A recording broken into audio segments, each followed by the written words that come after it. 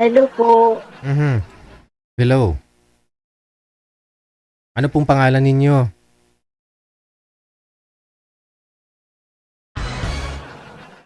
Arlene po, Arlene. Arlene. Nakalagay ko kasi dito Yes Miss po. Shai, no? Saan po kayo ngayon, Ma'am Arlene?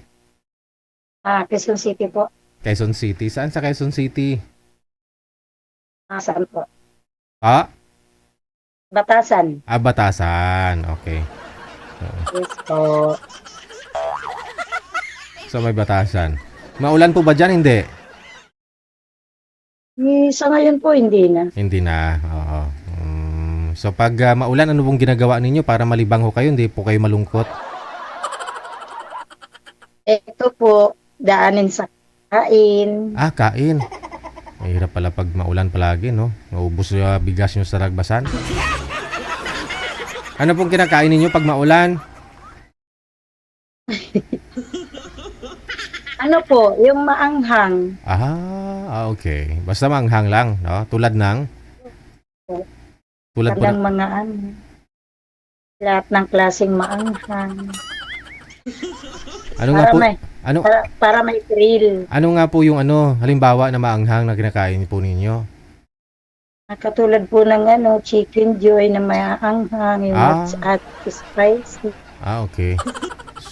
Social Chicken Joy na hot and spicy. Yes po.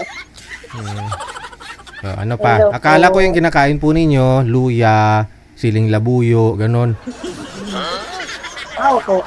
Kasi Bicolana po ako. Mahilig ako sa mga... Tapos Chicken Joy pala.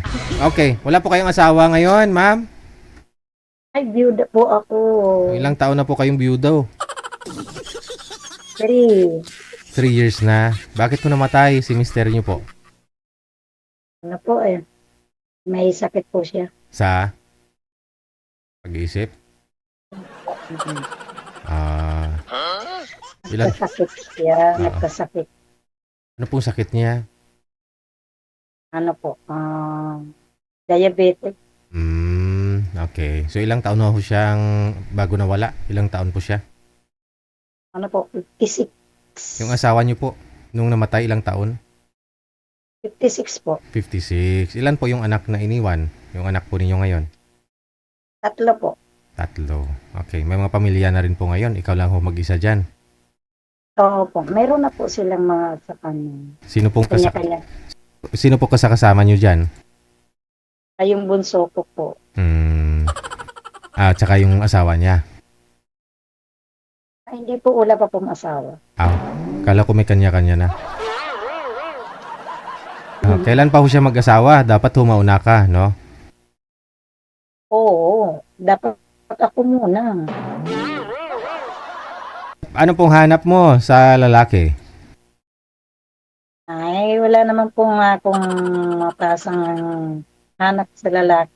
Medyo yung nasa normal lang. Normal yung pag-iisip? Hindi abnormal. Oh my God. My God. Wala pa ho kayong naging boyfriend sa 3 years?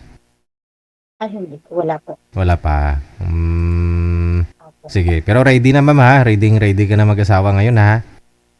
Ay, syempre po. Okay. Sana po. Ilang taon pang gusto mo? Sabay kung kailangan po yung magkaedad ko lang.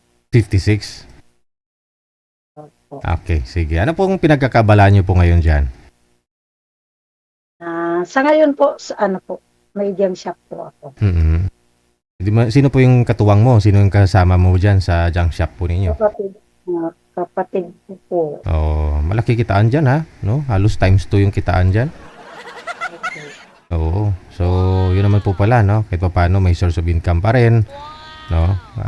Nalilibang ka, no? Yes po.